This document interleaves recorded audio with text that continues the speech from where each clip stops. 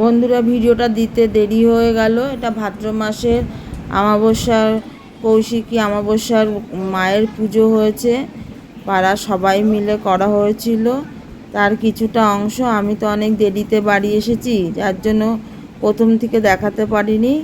মায়ের ওই মোমবাতি ধরানোর থেকে আরতি অবধি কিছুটা করে তুলতে পেরেছি, তা তোমাদেরকে দেখালাম। তোমরা দেখো, দেখে ভালো লাগলে লাইক শেয়ার কমেন্ট অবশ্যই করো।